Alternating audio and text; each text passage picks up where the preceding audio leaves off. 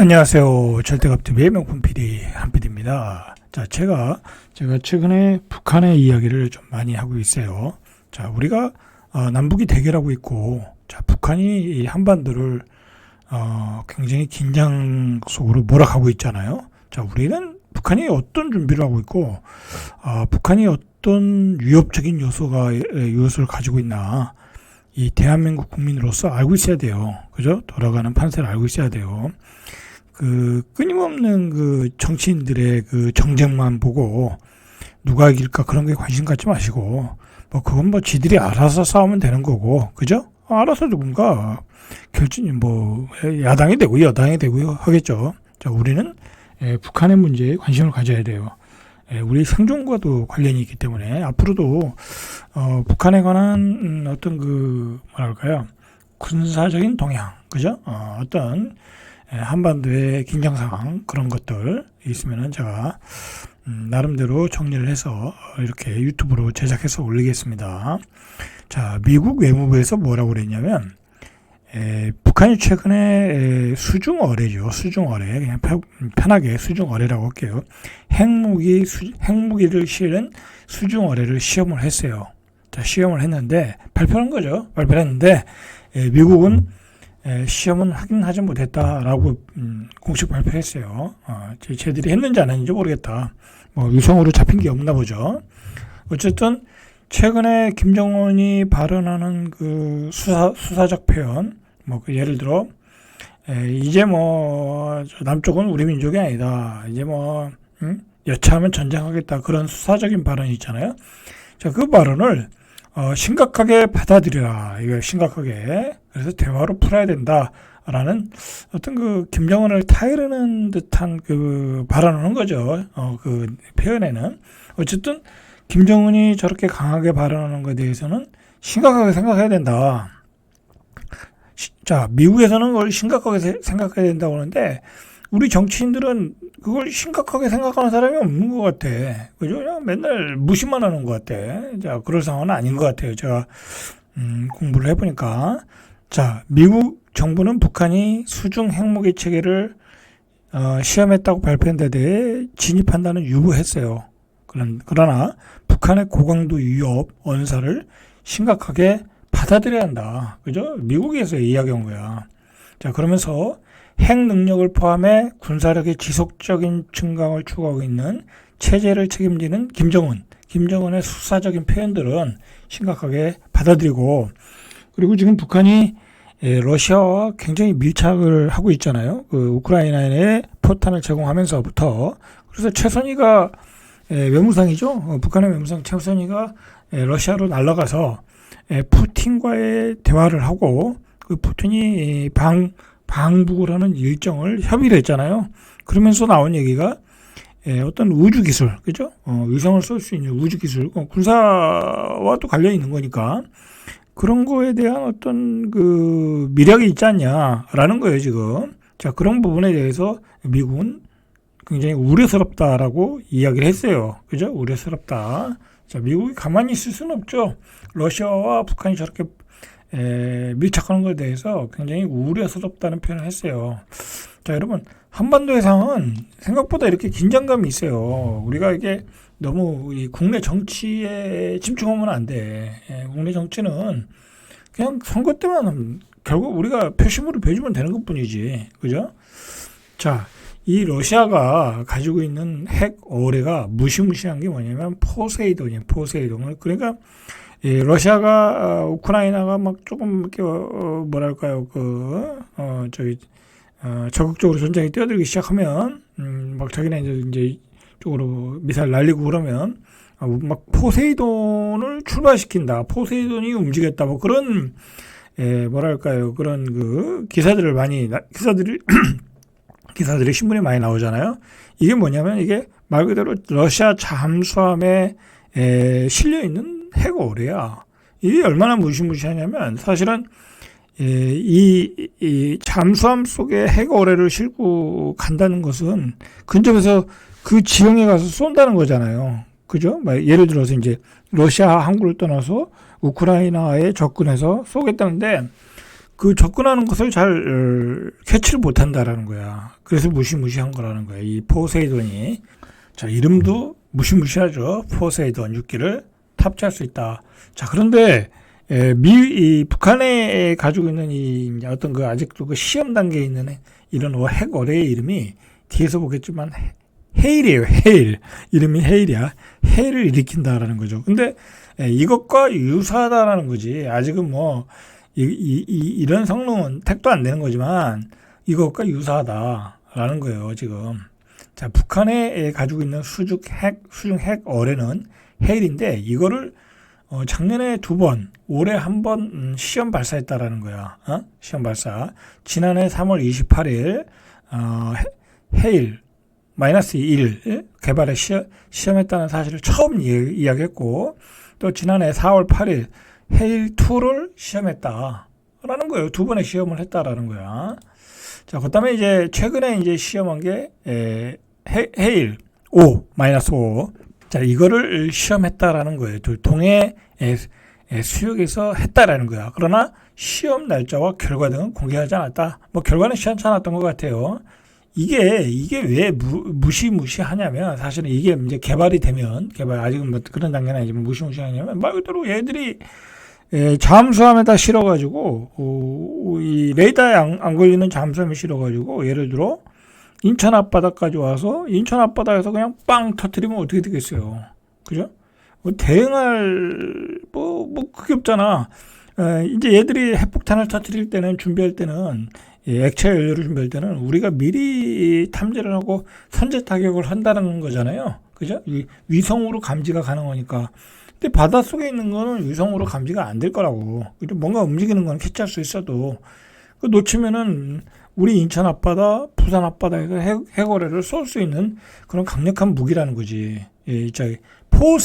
러시아의 포세이돈의 성능을 가졌다고 하면은, 그러나 이제 그런 성능까지는 아닌데, 지금 무시무시한 게 뭐냐면, 러시아와 북한이 밀착을 해서 그런 기술을 러시아가 준다고 하면 이것은 큰 문제라는 거야. 그런 점에서 미국이 걱정하고 있다라는 거야. 자, 그래서 북한이 이런 시험을 하니까 우리도 가만히 있을 수 없잖아요. 그죠? 그래서 한미일이 연합해상훈련을 했다라는 거야. 연합해상훈련. 자, 했는데, 그것에 반발해 수중 핵무기 체계를 시험했다 이거야. 한미일이 연합해상훈련을, 그러니까 우리 입장에서는 안 할 수가 없잖아요. 지들이 먼저 시작했으니까. 또 반발해서 이런 시험을 했다. 자, 그래서 북한 국방성 대변인은 조선중앙통신을 통해서 공개한 우리 국가의 안전을 심중히 위협하는 행위다. 이제 한미일 연합해상훈련 이라는 거지. 자, 우리나라가 문재인 정부 때는 한미일 해상훈련 이런 거 안 했던 것 같아요. 그죠? 윤석열 정부 들어서 했는데, 솔직한 얘기로 문재인 정부에서 그런 게 있었죠. 이 반일감정 부추겨가지고 이렇게 이런 훈련을 차단한 것 같아. 내 생각에는. 자, 그 얘기는 그렇고. 자, 문제는 이 북한의 이 핵탄도 화산, 30일을 장착할 수 있는 이 수중 핵어뢰의 성능이죠. 성능. 이제 아직 그런 성능은 없는데 앞으로 이 정도로 개발할 거라는 거예요. 앞으로.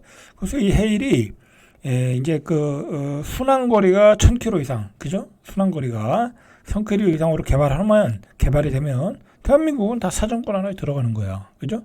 한국의 모든 항만이 이 타격권 안에 넣을 수 있다. 그러면 한국군에게는 비상상황이다라는 거죠. 자, 근데 문제는 북한이 이 러시아 기술 지원을 받았을 가능성이 높다라는 거예요. 왜냐하면 지난번에 우크라이나에 폭탄을 주면서 이 기술을 받은 게 아니냐라는 지금 의심이 가는 거예요. 자, 북한은 헤일 5-23 적의 항구나 함정이 모여 있는 곳으로 은밀하게 침투해 수중 폭발을 한다. 그래서 헤일을 일으켜 공격하는 무기체계라는 거 이게. 2021년 8차 당대회 이후 2년간 50여 차례 최종 단계 시험을 거쳐 작전 배치가 결정됐다고 주장하고 있다라는 거야. 배치가 됐다고 결정됐다고 주장하고 있어요. 자, 요런 그림이에요. 요런 그림. 자, 요게 이제 시험한 그림인데, 작년에 시험한 그림인데, 뭐 그렇게 성공적이진 않았다. 이때 보니까 해일의 폭발 유력은 어느 정도일까? 그래서 국내 공사 전문가들이 보니까 북한이 공개한 실물과 기폭 사진을 근거로 폭발 유력은 아직 버블 제트 수준이다. 뭐 아직은 버블 제트 수준이다라는 거야. 그래서 해거래와 러시아의 포세이돈과 한 중간급 정도 된다라는 거예요. 자, 이 무인 잠수정에다가 핵무기를 탑재해서 자폭 공격한다라는 거야. 자폭. 그러니까 사람이 없는 잠수정에다가 조정해서 자폭 공격한다는 거야. 이거 뭐 그러니까 어뢰라기보다는 잠수정에 핵폭탄을 실어서 그냥 수중 드론, 그죠? 수중 드론 같은 것이다. 라고 보시면 될 것 같아요. 자, 북한은 핵무 인수 준공 격정의 이름인가 보죠, 이게. 일반 배터리를 적용했고, 잠수정이 아닌 해안 또는 항구나 선박에서 예인 운영하는 방식으로 개발됐다라고 보시면 되는 거예요. 그러니까 이제 배터리 장착해서 거기서부터 이제 띄운다는 거죠. 그죠? 자, 은밀성과 생존성을 높이려면 이 은밀성이 중요하지 않겠어요? 이 무기를 보면 이 러시아의 포세이돈처럼 잠수함 발사가 가장 이상적이겠지만 아직 북한의 잠수함 능력은 상대적으로 뒤처져 있다. 자, 근데 이걸 이제 또 러시아에서 기술을 받으면 머리가 아파진다는 거예요, 지금. 해안에 잔입하거나 선박에 예인되는 형태를 일단 채택했다. 아직까지는 이렇다는 얘기예요. 그나마 다행이죠, 그나마 다행. 자, 문제는 이걸 징후를 탐지하기 어렵다라는 거, 어렵다. 징후가 탐지돼도 언제 어디서 이런 걸 탐지한다는 게 어렵다는 거야. 징후를 탐지해도. 그리고 이거를 뭐 하나 두 개를 하지 않을 거 아니야. 나중에 이제 뭐 전쟁이 일어나면. 그런 점에서 어렵다라는 거야. 그래서 이런 은밀성 때문에 실제 이 무기를 사용한다면 작전 효과가 엄청날 수 있다라는 거야. 엄청날 수 있다. 자, 김동엽 북한 대학원 교수는 수중 핵드론의 평균 속력을 4노트로 잡으면 자망거리가 400km 이상 나온다. 이는 4노트 정도의 속도면 400km로 갈 수 있다는 거야. 이는 북한에서 바로 출발해서 한국의 모든 항구에 도달할 수 있는 거리다라는 거죠. 자, 그러니까 이게 여러분 남한과 북한이 지금 엄청난 긴장감 속에 있는 거야. 우리는 쟤들이 언제 뭘 터뜨릴지 모르잖아. 그러니까 우리는 위성으로 다 감시하고 있는 거야. 그러니까 이게 경계를 게을리하면 큰일 나는 거야, 사실은. 작년에 조선중앙통신은 지난해 4월 해일2의 실험을 전하며 해상에서 한 3일간 1000km를 순항했다라는 거야. 자기 말로는 그렇게 해요. 자, 이 정도 순항거리면 부산, 제주도, 뭐 한국의 모든 해군기지가 타격권 안에 들어간다. 그리고 해일2형은 최대 순항거리가 1500에서 2000km 수준이니까 일본 오키나와 등지까지 갈 수 있다. 일본 오키나와 등지의 주요 미군도 타격할 수 있다라는 거죠. 미국한테 싼 걸 수는 없겠죠. 그죠? 큰일 나는 거지. 자, 그래서 우리나라가 한미일 합동 훈련을 하고 있는 거예요. 그죠? 그래서 하는 거야. 뭐 이런 것도 안 했잖아요. 옛날에는. 그죠? 그래서 하는 거다. 자, 이게 보면은 북한이 저렇게 그 무기를 개발하고 실전에 배치하면 대한민국은 맨날 뭐 괜찮다. 뭐 저 정도 우리가 딱 이게 그냥 이렇게 뭐랄까요. 뭐 그냥 말로만 그러는데 일본은 항상 긴장을 해. 일본이 더 긴장해요. 일본은 워낙 뭐랄까요. 전쟁의 역사를 가진 아주 야만족들이니까 어떻게 보면 얘들은 전쟁에 굉장히 민감하게 반응해. 그래서 그런 북한의 어떤 신무기 배치 뭐 그런 거에 따라 일본은 이번에도 전력 보강을 했는데 보세요. 일본은 북한의 저런 핵어뢰, 핵무기 그런 거에 대해서 반격 능력을 강화했다. 그래서 한반도 사정권에 미국의 토마호크 400기를 구매했다라는 거야. 그죠? 바로 구매했대. 있는 게 있겠지만 더 보강을 했다라는 거야. 그렇죠. 일본도 사정권 애들으니까.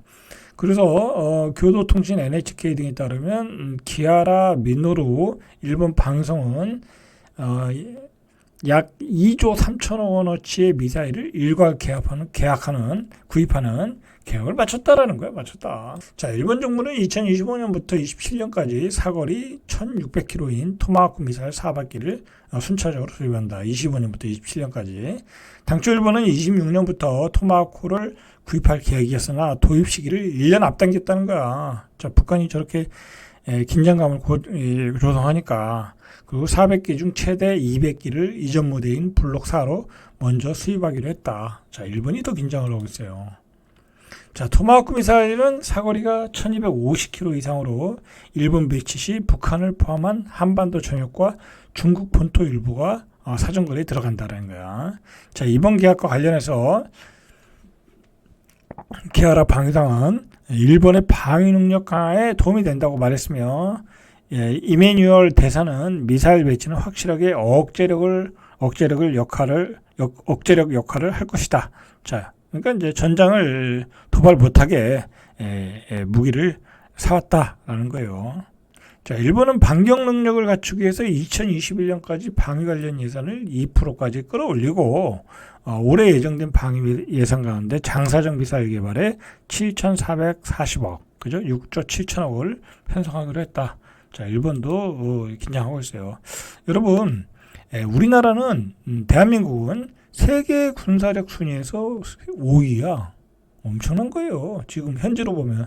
근데 중요한 건 북한은 핵을 가졌잖아. 그죠? 이제 막장으로 가면 쟤들도 핵을 터뜨릴 수 있잖아요. 그죠? 막장으로 가면. 알 수가 없는 거잖아요. 그죠? 그럼 이게 아무 의미가 없다라는 거야. 세계의 의의가.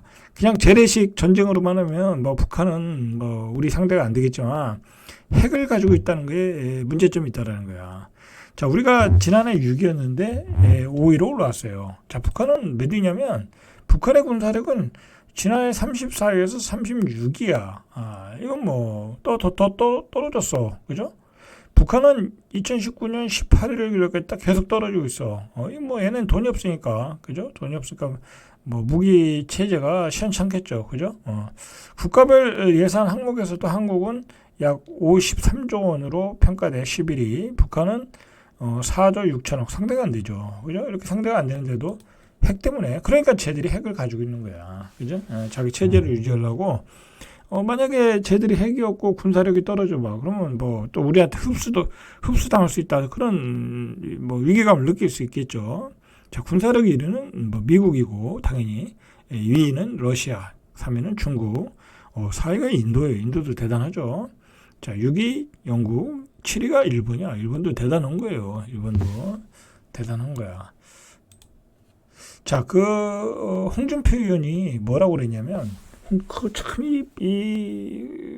어떤 남북한의 문제, 그죠? 동북아시아 정세의 판단을 잘하는 사람은 어떻게 보면 대구시장 홍준표야. 그죠? 홍준표야. 그분이 뭐라고 했냐면, 자, 걱정이 된다. 북한이 저러고 있는 거에 대해서. 그래서 우리도 일본처럼 핵 우라늄을 농축한 것을, 이렇게 뭐, 플루토늄이라고 그러나요? 그걸 우리가 농축해서 원료를 가지고 있어야 된다. 뭐 그런 얘기를 했잖아요. 그걸 가지고 있어야 나중에 핵폭탄을 만들 수 있는, 쉽게, 빠르게 만들 수 있는 거거든요. 일본은 그게 돼 있어요. 그죠? 근데 우리도 그것을 미국에게 요청해야 된다라는 거야. 그죠? 홍준표 의원은 대단한 거야. 그런 정치인들이 좀 그런 얘기를 해야지. 뭐, 야당은 당연히 이런 거 관심도 없고, 그죠? 좌파는. 윤석열 대통령이라도 그런 얘기를 해야 되는 거죠. 그죠? 눈치 보니까 그런 얘기 못 하는 거지. 자, 이상 절대갑주의 명품 PD 한 PD였습니다.